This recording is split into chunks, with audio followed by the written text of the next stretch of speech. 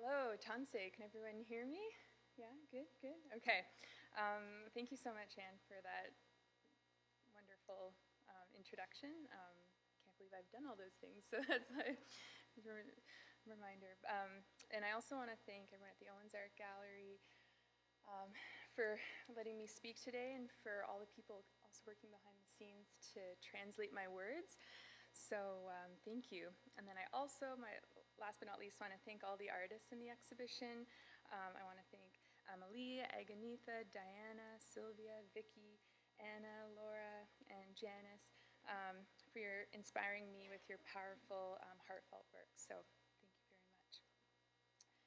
So, yay, technology works. So I was 12 years old when I signed up for my very first photography class in Ottawa, where, as Anne said, where I was born and grew up. And it was at a wonderful space called Arts Under One Roof. And I was the only kid that signed up for the class. And thankfully, they didn't cancel it. The instructor went on with just me in the class. And we did lots of different activities. Some of them were just walking through the streets, doing a lot of street photography. But one of the outings was we got to go to the National Gallery of Canada to see a photo exhibition. And I can remember, going up really close to the photographs and just admiring the technical elements, the lovely grain, and the detail of the images, and like pressing my nose up against the glass, and just, yeah, thinking, like, hopefully one of these days I can make work like as inspiring as what was in the exhibition. And at the end of the exhibition, there actually was this vintage photo booth, and Susan, the instructor, encouraged me to go and photograph, have my picture taken in it. And I'd seen lots of photo booths before, but had never actually taken a photograph in it before. So I was a bit obviously shy. You can see I didn't really know what to do, so I put my camera in front of my face. But I guess this was, my first ever kind of self-portrait. And in that moment, I would have never thought that my photography journey kind of would have led me to come back, I guess, to this moment of photographing myself. But funny enough, it did. I've always loved photography ever since I was young, but truly love creating in any art form. Maybe I wasn't the best at drawing. Just kidding. I mean, this is a drawing I did when I was very young, but probably not too far off, actually, of how I still draw. But anyways, when I learned photography, it just really opened up my eyes to thinking about the world in a different way, and in a sense, painting with light. So I think that the time it takes me to produce my photographs reminds me of how a painter would set up a large historical painting or still lifes using models. The way my process works now is I'm able to take time to think about every element and build it and basically then photograph a scene. And since finishing my photography degree at OCAD University in 2010, I've really gravitated to moving directly into self-portraiture. So being the subject of my photographs is far from my comfort zone. You probably can see I'm a little nervous standing in front of you guys. But when I was going through school trying to figure out my direction, I would gravitate to mostly landscape photography or portraiture. And yeah, just being very shy and introverted, it was more my comfort zone to be behind the scenes. But the reason for my direction towards self-portraiture is that my ideas started to shift, in part drawing upon my personal identity and experiences. So it made sense for me to be telling the story behind the scenes as well as in front of the camera as well. And so, as you can see, I don't just take straight photographs of myself, but I also incorporate my own built objects and sculptural garments that I make in my studio, as well as I mixing kind of the spontaneity of performance into the final image. And these different approaches help me to navigate the process of selfhood as I explore how we construct our sense of self through land, lineage, history, and culture. My starting point for any images has usually begun with my personal contemplations about identity and what is happening in the world around me. I have two heritages that make up who I am and that I also explore within my artistic practice. I'm Nehio, or Plains Cree, of Red Pheasant First Nation in Saskatchewan, and I'm also a member of the Siksika First Nation in Alberta on my father's side. And then I'm Scottish, English, and Dutch on my mother's side, and then there's a bit of German also mixed in there on my dad's side. So I'm mixed with a lot of different things. And in order to understand myself and the world around me, one of the many different threads connecting my images is my curiosity of exploring how my two different heritages and histories mix creatively. And I do this by creating kind of otherworldly, quasi-fictional images as a way of bringing different perspectives and breaking down barriers of time and space, allowing the viewer to see concepts of identity and connection to the past in new ways. From start to finish, I am constantly overlapping the roles of artist, director, and performer, and many of the different elements that you will see that I'm wearing or surrounding me in my images I have made, and it takes several months to create one of my photographs as I predominantly work alone. And then, yeah, this is just a photograph of me recently in my studio making this headpiece for the image you see on the right. So I work a lot with cardboard and wire and upholstery foam when I'm building something from scratch, but I also collect a lot of found material that I incorporate or build off of. So I've used bells in the past. I've been known to, in a sense, dumpster dive for things, getting canoes that I found that people are throwing away and using. So my process is very material hunting is varied, and yeah, and just as I said, it takes many months for me to create. I don't call myself a sculptor.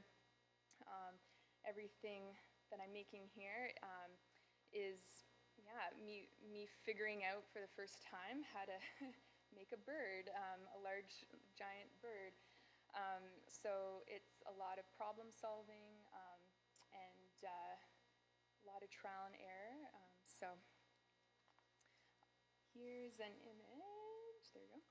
An example of the beginning of one of my costumes, one of my garments for an image that I did called Of Universes, We Have Just the One. And I worked with a fashion designer from Toronto, Kinu Arsentales, on some of the garments within my newest body of work. And this was also kind of a new experience for me, working with, kind of someone in this kind of collaborative way. I brought him my sketches, my ideas of what I was thinking about, and then he made the patterns from scratch. And we collaborated in the sense that he knew fabric very well. So, telling him that I had this idea that I needed to, have all these, spherical balls, attached to fabric, but it had to be stiff enough that it would hold its shape. And him going through fabric stores looking like, this meshy kind of plastic material would work well. So this is me in various stages, trying on the garment. The picture on the right, you'll see all these, as I was saying, these balls, and they're different. They're either like foam or plastic. Some Christmas ornaments that I got on sale, like Boxing Day, they're covered in this emergency blanket material, which is used in camping, in your camping equipment or survival situations, and they're wrapped tightly with string, and then I poked 2 holes through this this fabric, and then on the other side tied them with the string. So there's several hundred attached to this garment. So, but yeah, I was interested in kind of creating this kind of cocoon feeling that resembled this kind of beacon or lighthouse with all these kind of stars or celestial spheres. So this is the final image that was taken along the Scarborough Bluffs in Toronto. And I chose this site as it was positioned at the edge of what we now call Canada, a precipice looking out over the boundary of the nation. And this massive collection of orbs creates a signal that is either one of guiding or warning, perhaps.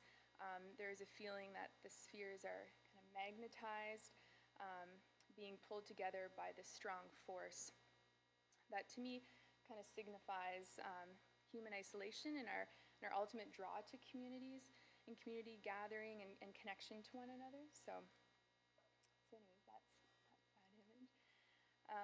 When I'm on location and ready to photograph, I work with one or two people who really volunteer their time to help me. And how it kind of works is that I now photograph digitally, so I set my camera up on my tripod, and I don't use any artificial lights, so everything's very compact, but I set everything up working with the exposure and all the manual functions, and then I get whoever I'm working with to stand beside the camera and either press the shutter in a relatively fast pace while I'm kind of moving around and doing my thing, or if I can actually hide my wireless remote in my other hand, I will. And so I'm kind of,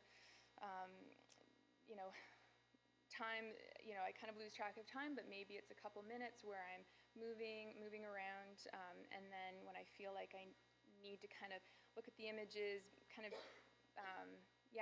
I know the light's changing and all that, I have to change things. I kind of emerge from in front of the camera and review the images, and then usually have to like remark on the ground, like where I need to stand and all sorts of things. So, and I also usually photograph fairly early in the morning and also in the late afternoon, so in those magic hours. So,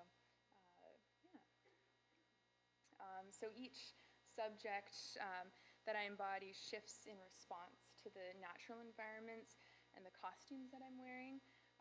When I have everything ready and I'm on location, I feel like all these different temperaments that I'm kind of creating and embodying are activated, and the performance can kind of begin. These private performances really respond to the elements, to memory and to emotion, and that's kind of what I'm thinking about in the moment. And I really try to keep everything as spontaneous as I can in the moment. I don't do any storyboarding or anything like that. I usually do one sketch of my idea. And then, usually I have an idea of kind of, how I want the image to look, or maybe I have some ideas of some movements that I'm going to be doing. But, sometimes when you get to location, especially working outdoors, the weather is something that affects me. So like wind and temperature is a big part of also how I feel during the day. Like this, for example, this image was taken in Ottawa, down by the Ottawa River, and I was actually going to photograph this particular costume at nighttime. That was kind of my vision of it, but I woke up one morning and there was this, and this was like January, February, and there was this really dense fog that had come over the city, and I just thought, like, let's go, like, I need to go down by the river and see what it looks like. And so I, luckily everything was done for this costume, so just grabbed everything and ran, drove down to the Ottawa River, and it was quite this scene. And usually when you're actually looking at this view, I don't have an image of it now, but one of the major bridges over to Gatineau is right to the right of this image, and And so on a clear day, it's a noisy area. And here, obviously, I didn't use any I didn't do any of the natural elements behind me, but I mean, it definitely has this very ethereal look. And so it turned out, it changed completely my idea. And so, I mean, as I said, I start with a sketch, but things lots of times change, and in good ways. So I've also, like, as I was saying, photographed mostly outdoors and in all types of seasons. And my approach to working in the natural environment has really been inspired by my personal experience. So I've done a lot of remote camping ever since I was young, and still do today, outdoor guiding, and also tree planting. So these experiences really feed my desire to learn how different experiences of place can inform our identities today. And you also see I photograph a lot in the coldest months of the year. Don't ask me why. Well, I'll tell you why. But you'll see, you can't really see in this image, but in a lot of my winter images, I have a runny nose, which I can't avoid. But yeah, there's a sense to winter. It's just there's this magical sense to it. The lighting's very different, obviously, than summer. And just this really lovely color palette that I'm drawn to. And also this kind of this feeling of solitude in the disappearance of the land, and animals are all kind of buried beneath the snow that draws me to it. And it's also really harsh season, and so there's definitely this urgency that I have when photographing these images, but it's still, in a weird way, I'm still drawn to it. And it's definitely a real test of my willpower. I try to dress as warmly as I can, but sometimes the costumes that I make aren't down jackets. But so I have, been, very close to freezing myself.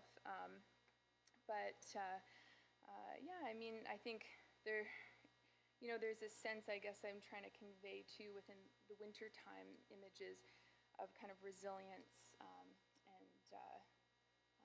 And so another thing that I wanted to point out is that I also paint my face a lot within my images, and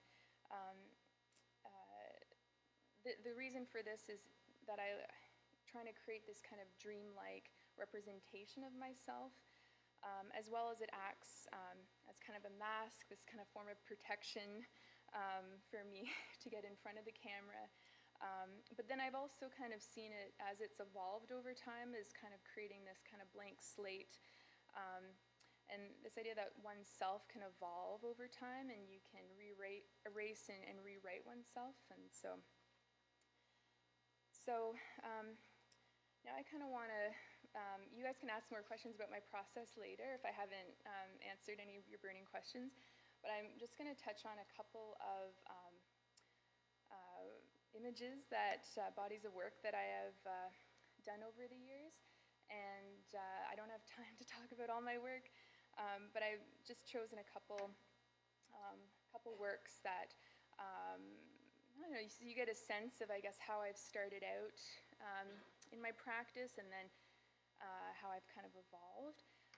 You'll see that I started out working in the studio, like my series Ancestral, which I'll talk about, and then now I'll talk about a very small series of 2 images that I did called Edge of a Moment, that really kind of started my new direction in terms of site-specific location photographing, which influenced my now new body of work, As Immense as the Sky. So I'll begin with Ancestral, and these are the earliest works which I'm showing you. They were done between 2008 and 2010, and I started this idea when I was in third year university, and it continued a little bit after I was done. And it started out as a series of kind of experimenting with turning the camera onto myself. It was the first time I actually photographed myself in my work, as well as my father. And it was a way as I wanted to start looking at a part of my ancestry, a part of my identity, my First Nations heritage. And the idea started, I wanted to photograph and find portraits of my Nehio relatives for my idea, but the documentation of my father's family wasn't the quality and the detail that I was looking for my idea. So I had to end up expanding my search and look for images of my ancestors in a broader sense as a way of connecting with them. So I researched and collected a variety of historical photographic portraits and paintings from the late 19th century of various Indigenous men and women from across the Great Plains. And these portraits were photographs taken by American photographers Edward S. Curtis, Will Soule, and the painter George Catlin. And all of these images I chose hit me with some sort of impact when I looked at them, whether that be an image that reminded me of a relative, of an ancestor, or myself. And they also, some of them that I chose, and actually all of them, they had this kind of quiet sense of power and strength that was really intriguing to me. But even though I chose to use American artists, they've had an impact on Canadian culture and our collective historical views of Indigenous peoples in this country. So this is my father, and I wanted to bring my father into this project. You will see he's the subject of the Catlin paintings. And personal history is important to me, and showing connection to my ancestors and living relatives is important to my work. And so representing my father, who is a descendant of these people, and his connection to these ancestral figures shows the historical connection we both have to them, and how these misrepresentations, which I'll talk about further, have affected real human beings today. So these three men that I've mentioned and that I appropriated their work, they had an objective, and their objective was to document as much First Nation, quote unquote, like traditional life as possible from across what is now known as America, believing that Indigenous peoples were disappearing and that their way of life must be collected at once, or this opportunity would be lost. And many of their images represent ideals and imagery designed to create this timeless vision of Indigenous culture at a time when modern amenities and government's forced assimilation policies had already irrevocably altered the Indigenous way of life. And this was not what they chose to document, what was really going on, but they went to great pains to create and manipulate images of Indigenous peoples, posing them in traditional clothing in scenes that were sometimes later retouched by Curtis specifically to eliminate any modern objects. So you'll see in the two images I have on the far left, the top image, you'll see a clock in the middle of the image, and at the bottom they've retouched it so it's gone. And they've done this in several images. And some critics have accused him of photographic fakery, of advancing his career by ignoring the immense difficulty and suffering of his subjects. And their ideas and misrepresentations were spread throughout the public, leaving people to assume that Indigenous peoples were disappearing, and that these images, again, were all that remained. So we have grown really accustomed to how popular culture represents or misrepresents people, especially through movies and often through questionable stereotypes. And this idea led me to question how we arrive at this point of representation, representing people in this manner, and how we might release the subjects from these representations. So I'll explain the process of how I took these photographs. So I scanned books and slides, and in the darkened studio, digitally projected these images onto myself and my father's body. So both our faces are painted white to act as a screen, to have the image show up clear on us, and you can see kind of little clues that I didn't use Photoshop to superimpose the images onto us. You'll see a harsh line across my chest. In my father's image on the left, you can kind of see the remnants of a projection on the back wall. You won't really be able to see it well here, but when you see the images in person, when you go up close, you'll see how the projections break apart into little dots of the different colors of the projection. But yeah, I get a lot of people are like, do you use Photoshop to do these? And I was like, no, they're all done in camera in the studio. So anyways, but I was really interested in playing with light and projection on the body in a surreal kind of haunting way, and trying to, as best I could, have the past and present subjects like present and visible at the same time. And also experimenting with having my eyes open as well as closing my eyes and having the subject's eyes shine, I guess, on top of mine. You'll kind of see in some of the works. But I wanted, in some of the images, I changed the gaze to look directly at the viewer, because before the subjects were in a more passive gaze, and so one thing I did is kind of switched it to kind of look through the projection and kind of giving this feeling of resistance to the colonial suppression as well as give agency to the subject, allowing both our gazes to be met with the viewers. So in appropriating these images, I wanted to move them away from the stereotypes of romanticization and classification. Historically, photography was used to capture otherness, to freeze cultures and people only to be gazed at. And I really want to reclaim my ancestors' identity from these stereotypes and give them a new voice and blur the ideas associated with the Indigenous body in a Western photographic tradition, letting them step through me into the present. And I mean, I am replacing my own projections, but from a contemporary Indigenous women's perspective and my family connection to them. So the next set of images I want to talk about are just two photographs that I feel were the jumping off point for the current series that I just finished last spring. And so they were created at a historically and culturally important ancestral site, Head Smashed in Buffalo Jump. And the image you see here is not one I've taken, but it's of the Buffalo Jump, and it's located in Lethbridge, Alberta.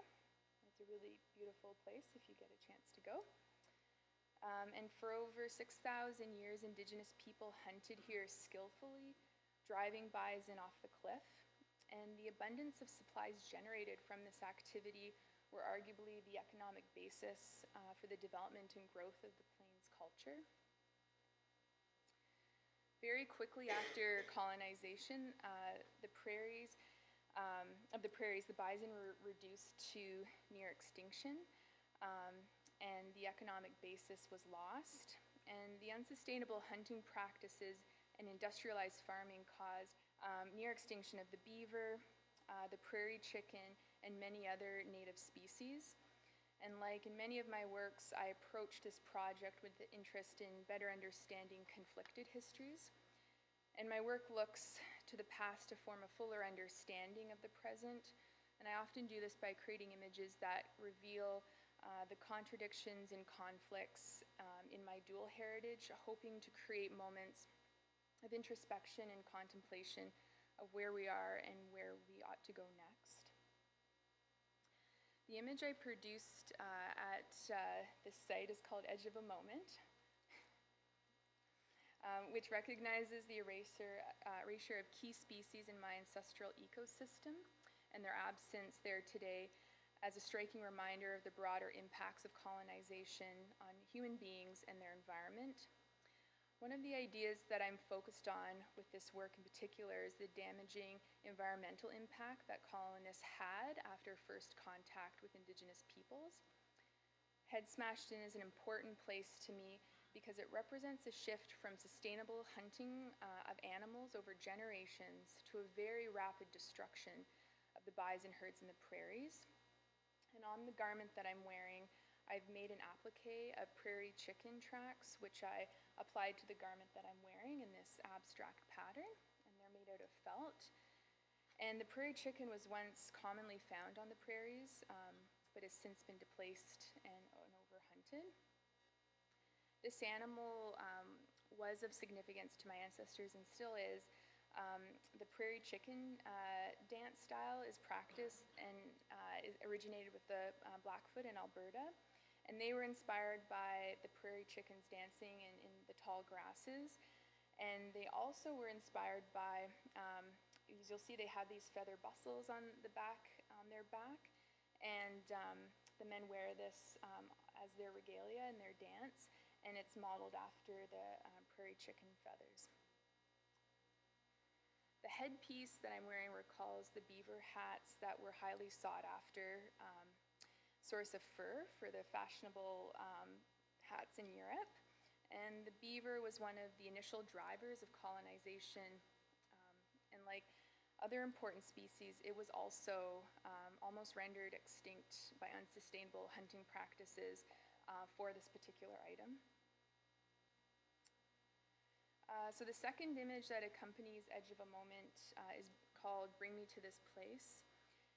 And in this moment, we can see that Canada's history is intimately linked to the tradition of unsustainable exploiting the ecosystems, animals, and people that were here before colonization. And it at once identify both with the wrongdoer as well as the victim. And I think many Canadians share this conflict. My work doesn't intend to resolve this dilemma, but rather create an opportunity for introspection and conversation. Each of us has a complicated relationship with the past, with gaps and biases, and it is important to me to expose and explore these gaps so that we may encounter our next moments better prepared. And within these two images, I want to bring awareness to the environmental consequences, again, of colonization and how mentality and greed and lack of foresight is still impacting us today. And if we fail to understand our past, our present clearly, our next actions may have devastating effects on future generations to come. So the two images that I just showed you, as I said, have set the groundwork for my latest project, As Immense as the Sky, and that was the first time that I started working with site-specific locations within my images and traveling further away from home, where I had usually photographed a lot of my previous bodies of work. So it really changed not only my research, but also my process in photographing all my works. I had to, packing up all my gear, packing up all the different elements that I use within the photograph, and doing a lot of location scouting when I got to the location, having done research beforehand of kind of where I wanted to photograph, but some of the places in this body work I'd never been to before. So it was another layer of, this kind of, as artists have to, figure out problems. It just added another layer to that. So, but anyways, so there are 19 images in this series, so I won't be able to talk to you about them all today, but I'll show you a lot of them. And so with this body work, how it kind of started is I was doing reading about how we experience the passage of time. And the way we experience passage of time really shapes our relationships to and our understanding of our immediate world. My awareness of time comes from an overlapping of two distinct approaches. One that is a linear path, like extending in both directions from the present, and the other one is recurrent or cyclical. And this intersection of worldviews has been a part of my upbringing as a result of being born into a family of both Western and First Nations. And these ideas made me think about the countless cycles of life that have recurred across this land. And you will see as I go through these images that I photograph at various ancient landforms throughout Saskatchewan, Ontario, and Newfoundland.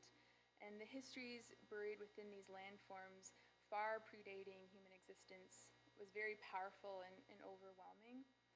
And these thoughts left me in a state of wonderment, but also stirred within me this fearful apprehension of our permanent and collective impact upon the planet.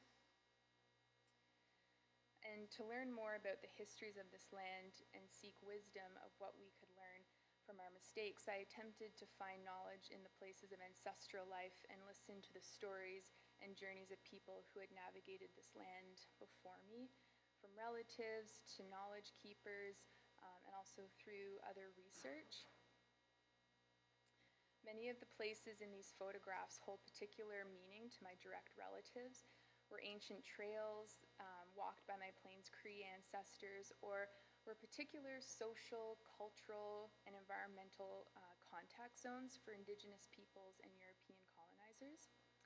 And in learning these histories and stories, I wanted to animate and retell them by creating these otherworldly images, incorporating these stories of the past and foreboding murmurs of the future, intertwined with my body within the land, in hope that we may maintain a long-term ecological equilibrium with the world around us. So I'll talk about a couple images and maybe one extra that's not in the exhibition. But just, yeah, so I'll talk about the two that are in the exhibition so you get a little sense of what I was thinking behind them. This image is titled On the Edge of This Immensity, and it was taken near where my great-grandmother was born. And who also she grew up for a short time in Gore Bay on Manitoulin Island. And this side of my family came from Holland by boat into New York, settled there for a time, and then around the American Revolution they fled into Canada and made their way to Manitoulin Island where my great-grandmother was born. And they settled there for a time and then moved out to Saskatchewan and became farmers. And it doesn't look like it in this image, but this was the summer where there was hurricanes that were coming up into Ontario. So days before this, there was all these wind warnings. It was like 80, 90 kilometer an hour winds. I remember going up to a location close to this and like trying to open the door, and the wind was just like pulling it shut. And so I was very worried. I was like, I don't know if I'm going to be able to get this photograph. So, but it happened, and it worked out. You know, everything seems to kind of work out in its own way somehow. I don't know why, but anyways. So for me, this image, I'm carrying this boat full of birds. They're kind of like starlings or crows that they're kind of replicas of. And I just see it as me kind of traveling into an unknown land, and these birds kind of joining me as my companions or guides.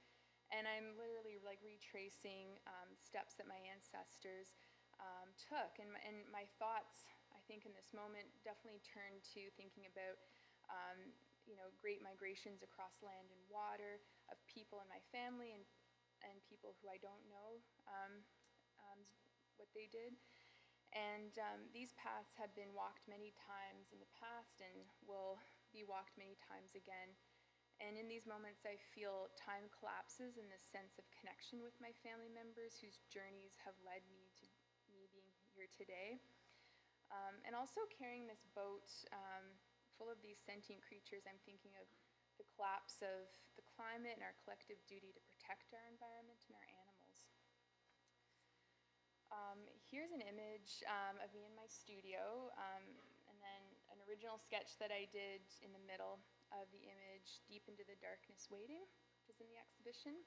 And again, I worked with the fashion designer Kino to make the cloak, and you can see I'm painting different representations of stars and targets onto the fabric. And stars and the sky are really referenced a lot within the images. I feel like, all cultures across the planet have their own understanding of the stars, and everyone can see the stars no matter where you're located on Earth. And so as human beings have made sense of the world and established a sense of belonging, Stories were told and connections between people and the environments were established. And I see the reference to the stars as a reminder that humans and animals have used the stars to navigate for thousands of years and still do to this day, especially for animals. And as the stars get hidden by light pollution, we start to lose our way. So here's the final image that was taken, and it was taken on my dad's home reserve in northern Saskatchewan on Red Pheasant First Nation. And there's just something very mysterious about the night, this nighttime scene that drew me to this location. Kind of twilight is when animals such as the fox come out, and I was inspired by stories of Wasagachuk, which is a trickster figure, but is also considered a shapeshifter in Cree mythology. And so I'm kind of transforming, into this animal figure. I'm referencing the swift fox in the mask that I'm wearing, and using this animal as another reference. It's an animal that's population is declining in the prairies. So it's another nod to, again, our human impact on the land. But also fox is a family name on my mother's side, so subtly just for myself, I'm kind of bringing in that connection to my mother's side of the family as well. So this figure is representing self and family, and is on a journey that it shares with its ancestors, as referenced by the night sky and the stars above, as well as the path below that it shares with generations that has come before it. And so I'm transforming into this animal figure, walking down this kind of washed out path that presents hope but fraught with uncertainty. And I, kind of think about that in the stage of, in this moment that we are in now with reconciliation. So the last two images I'm going to show you, this is another process image from my studio while I'm making the headpiece for this kind of bison mask that you'll see. And this image isn't in the exhibition, but yeah, you get another sense of how my work starts. I work, again, when I'm building headpieces. I got a really great advice from a mentor, friend, artist of mine, Patty Norman, in Ottawa. And when I was first starting to think about trying to figure out how to make these headpieces, she suggested that I work with helmets as a base. So anyways, great suggestion. But yeah, so this is a helmet I work on, and then drilling holes, working again with wire, foam, paper, fabric, lots of different materials. So yeah, it's a tricky process. So again, I'm always surprised that it works in the end. So anyways, this is the final image, and it was taken at the shore of Lake Diefenbaker in Elbow, Saskatchewan. And I stand here as a reimagined spirit of the Buffalo Child Stone, which was a story I was told from this local area. And this stone was a really, really giant stone, and it was a gathering place for many Crees and other nations for a long, long time. And the story is a very long story, but I'll try to kind of summarize it for you guys so you get a sense. But basically, how the story goes is that all these nations were gathering around this place, and when it was time to leave, this particular family was packing up, and they put their infant son on the back of a sled, and they were pulling away, and by accident he kind of tumbled off and was left behind, and everyone left, and he was there, and by chance a herd of bison stumbled upon him and found him, and they ended up raising him as their own. So for many years he grew up thinking he was one of them. He was a bison, and one day they were drinking water from little pond, and he noticed his reflection in the water, and he asked the question, you know, why don't I look like my brothers and sisters? He asked to his father. And so then his father is like, okay, I need to tell you what happened, to tell you the story.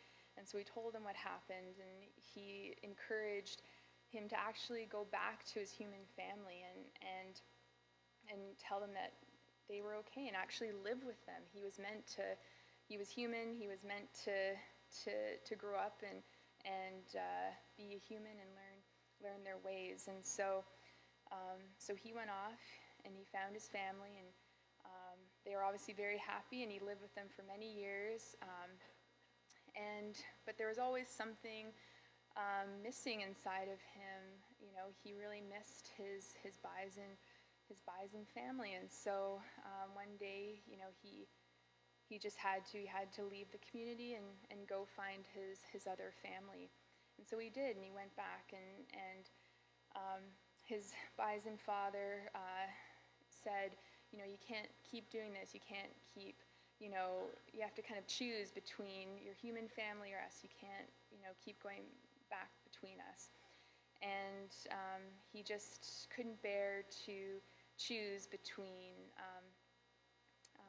one or the other. And so his dad said, if you spin around 2 times, you will turn into a bison. But if you spin around 3 times, you'll turn into a stone for eternity. And so in that moment, he's like, you know, I really feel connected, and I, you know, want to be a bison. So he turned around 2 times, and he transformed into a bison. He was so happy. He was like, you know, hopping around and just like frolicking, and so happy that, you know, he had kind of come, you know, he'd made a decision, and you know, this is where he belonged. But then in that moment, at the same time, he again felt a part of him missing, and so he just was like, you know, I can't choose between one or the other. And so he turned around again, and he became stone for eternity, which this stone represents. And so this, you know, from story, when you looked at the stone, it looked like a bison laying down, and that was him. And so he was made stone for eternity, and so that, you know, his human family would come to this area and gather. This is where they came and met and gathered with other people and had ceremonies. But then this was also a pasture where, you know, the bison came and ate and scratched, you know, against the rocks. So, you know, he could be with both families. And I think for me, this story really resonated with me in terms of thinking of my own heritage and thinking about how I felt when I was younger, you know, feeling like I had to choose between being one or the other, and how you can't. So anyways, so this is the story, and sadly enough, in 1966, this big boulder, the Buffalo Child Stone, was actually blown up, and to make this man-made lake of Lake Diefenbaker. So now it rests in the bottom of this lake. So anyways, I just want to leave you with that story today, yeah, if you have any questions. But thank you so much for coming out, and yeah, hope you enjoyed it. So.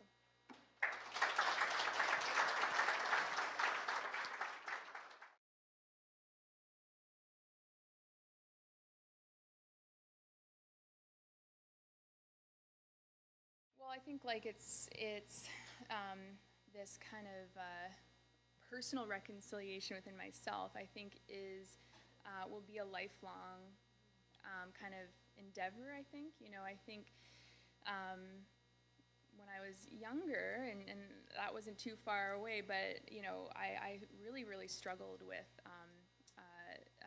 learning the history, mostly from my parents, because I didn't really. Within the education system, there wasn't lots of help or information or tools to kind of guide anyone through actually the creation and starting of this country and what really happened. And so I learned a lot of that history at home, and had great parents that, very supportive, and, any questions or concerns I had, But I think even with that support, there's always these, this feeling of isolation, I think, in trying to figure out who you are. And I think everyone goes through that, whatever situation you're in. And I think that, again, I don't, I think at one point, I had to kind of, in a sense, try to move as best I can past a lot of those self-hatred feelings towards myself.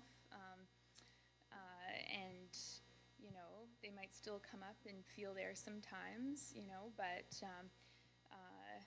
yeah, I think that only damages, like, my spirit, so to say. And so I have to, I think within my artwork, as I say, I don't necessarily answer these questions, even within myself, and I don't expect the viewer to come to answers seeing my images, but I think through my art practice, that also, in a sense, helps me personally try to navigate these, like, gray areas of who I am. But I think, it's something that I don't know if I'll always be exploring within my artwork, but I think I'll definitely be exploring and figuring out, I guess. I don't know if that answers your thoughts.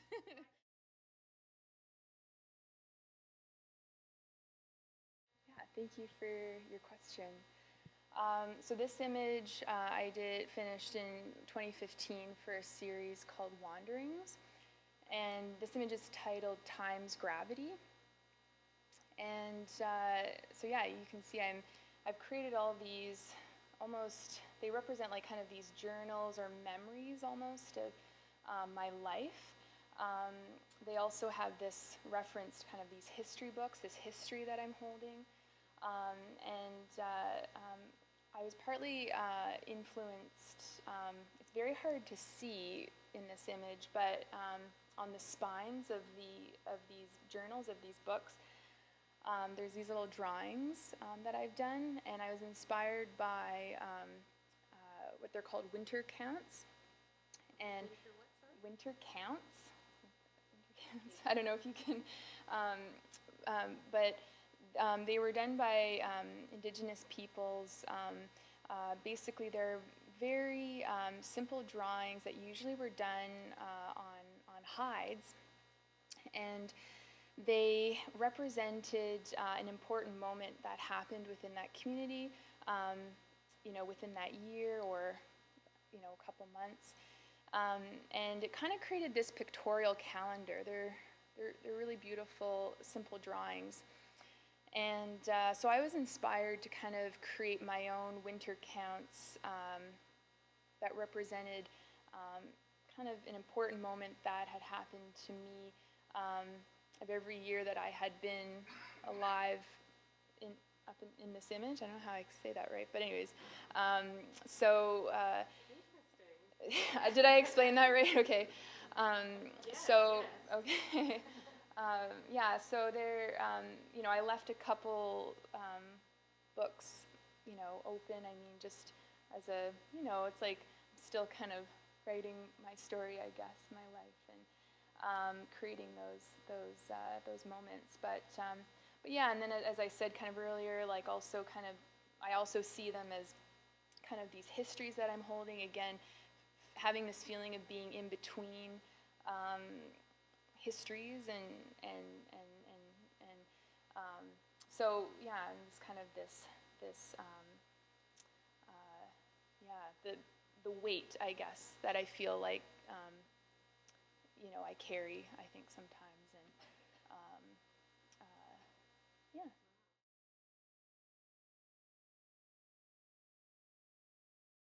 Oh, you mean just like with the outstretched hands? Oh, yeah. So then, yeah, I mean, also in the kind of the way I was, positioning, I guess, my body, I was kind of also thinking of a bird, like outstretching its wings, and I reference raven birds a lot within my images, and yeah.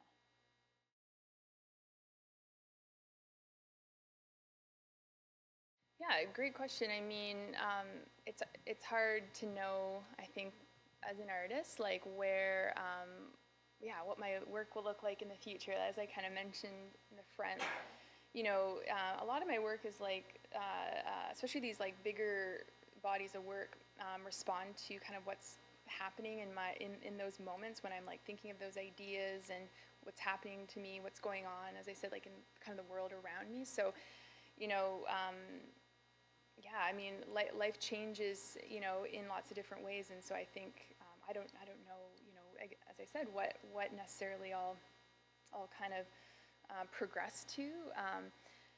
You know, I think, yeah, like anyone, you're going to evolve over time. So I think I probably won't always be doing self-portraiture. Who knows? Like maybe I will, maybe I won't. It is very hard for me to do the works that I do. It takes a lot out of me personally, physically, to create the work, to think of the work. And so it becomes very exhausting to a point, and it is, you know, I think, yeah, you get, I mean, some insecurities that I have as an artist is that, you know, relying so much on, you know, kind of personal experience, who I am, to inform the work, you know, like, you know, because I feel like even after I finished this new body of work that, yeah, I feel like dry of ideas, you know, I have to go out and live and experience things, and it'll come back, like they usually do, but, you know, it's like a bit of a scary moment in those times after. I'm trying to remember the other answer to the question, but, yeah, like, I don't know, did I answer that? I'm trying to remember, there was another thing you said, but I can't remember right now. My brain's a bit, but, yeah. Oh,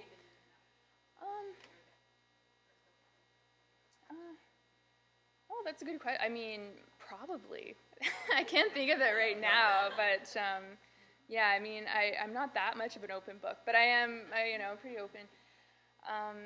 Yeah, like, there probably is. And again, I just thought of something, and then my memory right now is not so good. So, for other reasons, but yeah. But thank you for your question, and yeah, it was a very good question. So thank you.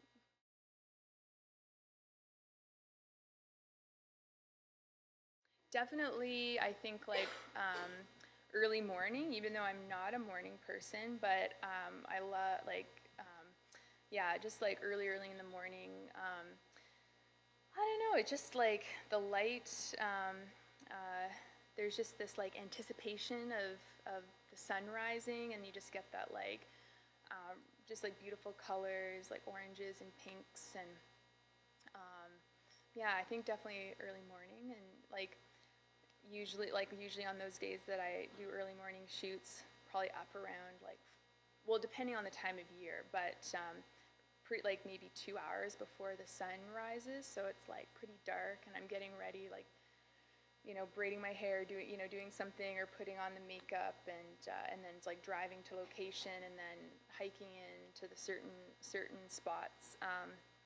So there's a lot of preparation, but it's always like, the only thing is when I'm photographing, it's kind of different. Like when I'm camping or on my own, you can enjoy it, but when I'm photographing, I mean, I'm like trying to make sure everything's ready, and then it's like, okay, the sun's rising, it's like everything, okay, go. So I can't enjoy it too much when I'm photographing for my art, but yeah, I'd say that's probably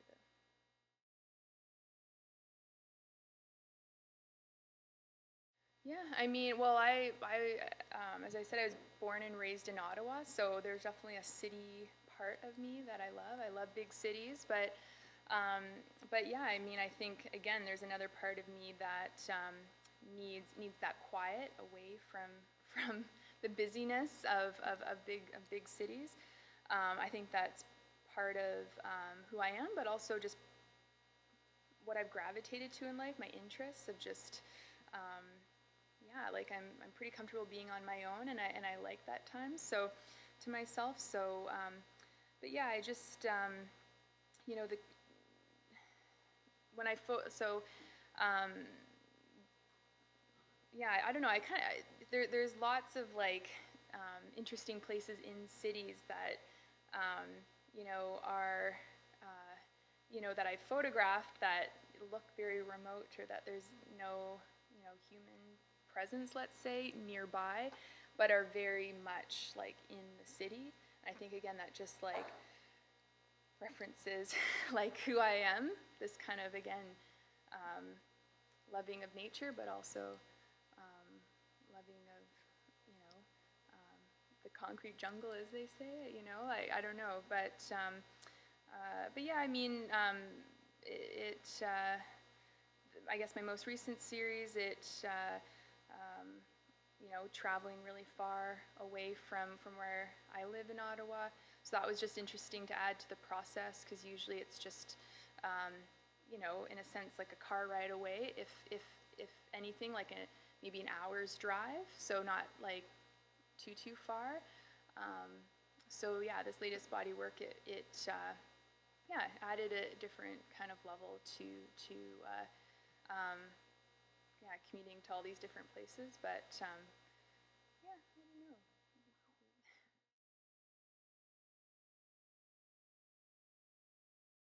Yeah, I'd love to. I mean, I guess again, this body work was my first kind of big project to try to figure out just like how it was all going to work out, and but I'd love to. I mean, I'd have to get like funding, like apply for funding to do projects like that. But yeah, I've definitely, I'm always, writing, like scribbling down locations that could be interesting to photograph, and kind of searching that way, like online, different places. But yeah, even going over and potentially doing a similar project like this, but in the UK or in Holland.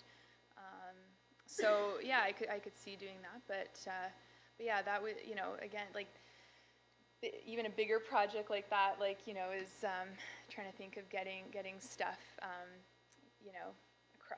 across seas and stuff is even a bigger bigger endeavor, and I probably need a couple more people to come with me. But yeah, I'd love to if you want to help me. I'm joking, but yeah.